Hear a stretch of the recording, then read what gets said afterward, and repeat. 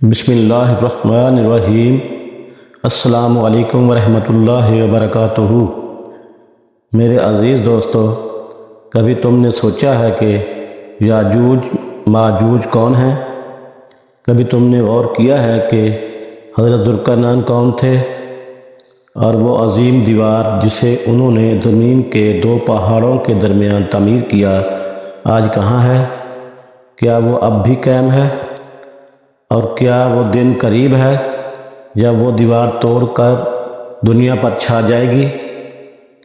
ہم اس راز سے پردہ اٹھانے جا رہے ہیں جو صدیوں سے قرآن میں چھپا ہوا ہے اور جو قیامت کے دن ظاہر ہونے والا ہے۔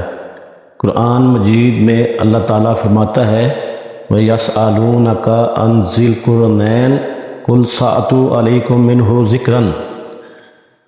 سورۃ الکہف آیت نمبر 83۔ یعنی اے نبی صلی اللہ علیہ وآلہ وسلم، لوگ تم سے ذوالقرنین کے بارے میں پوچھتے ہیں تو کہہ دو کہ میں تمہیں ان کا حال سناتا ہوں۔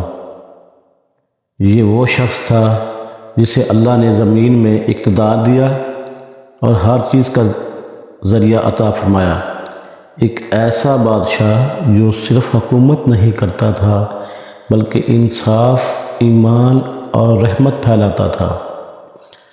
ذوالقرنین نے اپنے لشکر کے ساتھ مغرب کی طرف سفر کیا۔ وہاں وہ مقام آیا جہاں سورج ایسا لگتا تھا جیسے کیچڑ میں ڈوب رہا ہو۔ وہاں ایک قوم ملی، کچھ نیک کچھ ظالم۔ ذوالقرنین نے فرمایا جو ظلم کرے گا اسے ہم سزا دیں گے، اور جو نیکی کرے گا ہم اسے عزت بخشیں گے۔ یہ تھی ان کی حکومت، عدل پر قائم اور ایمان سے روشن۔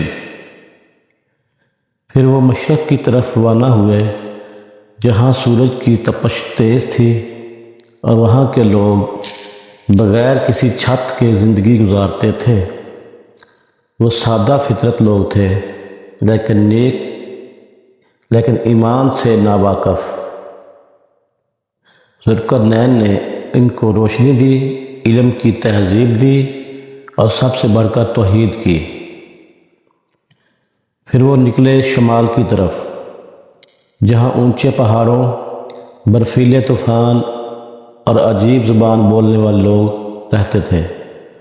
وہ ایک کمزور قوم تھی جنہیں مسلسل ایک وحشی گروہ تنگ کرتا تھا۔ وہ فریاد کرتے ہیں اے ذوالقرنین، یاجوج ماجوج ہمیں تباہ کر دیتے ہیں، ہمارے گھر جلا دیتے ہیں، ہمارے بچوں کو قیدی بنا لیتے ہیں۔ آپ ہمارے ان کے درمیان ایک دیوار بنا دیں۔ ذوالقرنین نے جواب دیا جو قوت میرے رب نے مجھے دی ہے وہ کافی ہے، مگر تم بھی میرا ساتھ دو تاکہ میں تمہارے اور ان کے درمیان ایک مضبوط رکاوٹ قائم کر دوں۔ انہوں نے کہا لوہے کے بڑے بڑے ٹکڑے لاؤ۔ پہاڑوں کے درمیان لوہا رکھا گیا، پھر آگ دہکائی گئی۔ جب وہ آگ کی طرح سرخ ہو گیا تو فرمایا اب پگھلا ہوا تانبا لاؤ۔ پگھلا ہوا تانبا لوہے کے اوپر بہا دیا گیا اور یوں ایک ایسی دیوار تیار ہوئی جسے کوئی توڑ نہ سکتا تھا۔ قرآن فرماتا ہے ترجمہ، نہ وہ اس پر چڑھ سکے نہ اس میں سوراخ کر سکے۔ ذوالقرنین نے کہا یہ میرے رب کی رحمت ہے، مگر جب میرے رب کا وعدہ آئے گا تو یہ دیوار زمین کے برابر کر دی جائے گی۔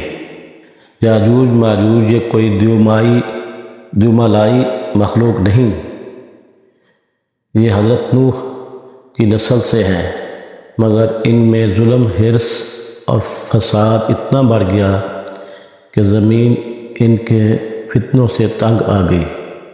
نبی صلی اللہ علیہ وآلہ وسلم نے فرمایا وہ ہر روز دیوار کھودتے ہیں، یہاں تک کہ جب وہ سورج کی روشنی دیکھ لیتے ہیں تو کہتے ہیں کل دوبارہ کھودیں گے، مگر اللہ دیوار کو پھر سے ویسی کر دیتا ہے جب اللہ چاہے گا تو وہ کہیں گے انشاءاللہ اور دیوار ٹوٹ جائے گی۔ جب حضرت عیسیٰ علیہ السلام زمین پر واپس آئیں گے اور دجال کو قتل کر چکے ہوں گے، تب اللہ یاجوج ماجوج کو آزاد کر دے گا۔ وہ ہر سمت سے اتر آئیں گے، پہاڑوں، میدانوں، سمندروں سے ان کی تعداد ایسی ہوگی کہ زمین کے تمام دریا خشک ہو جائیں گے۔ وہ فتنہ جنگ اور تباہی پھیلائیں گے، زمین ظلم سے بھر جائے گی۔ حضرت عیسیٰ علیہ السلام مومنین کو لے کر پہاڑوں پر پناہ لیں گے، پھر وہ دعا کریں گے، اللہ ان کے جسموں میں ایک بیماری ڈال دے گا جس سے وہ سب مر جائیں گے۔ پھر پرندے آئیں گے اور ان کی لاشوں کو سمندر میں پھینک دیں گے۔ زمین پر بارش ہوگی جو دنیا کو پاک کر دے گی۔ اللہ نے یہ واقعہ صرف تاریخ کے لیے نہیں بتایا بلکہ سبق کے لیے بتایا کہ طاقت اگر ایمان کے بغیر ہو تباہی ہے، اور ایمان اگر طاقت کے ساتھ ہو تو رحمت ہے۔ ذوالقرنین نے کہا تھا، یہ میرے رب کی رحمت ہے۔ یہی وہ جملہ ہے جو ہر مومن کے دل میں ہونا چاہیے۔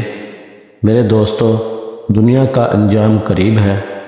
یاجوج ماجوج کا خروج صرف جسمانی دیوار نہیں توڑے گا بلکہ انسانی فطرت کی دیوار بھی توڑ دے گا۔ لالچ، ہرش، فتنہ، یہ سب اس دور کے آثار ہیں۔ اللہ سے دعا ہے کہ وہ ہمیں ایمان پر قائم رکھے، ذوالقرنین جیسی بصیرت دے اور یاجوج ماجوج کے فتنوں سے محفوظ رکھے۔ آمین یا رب العالمین۔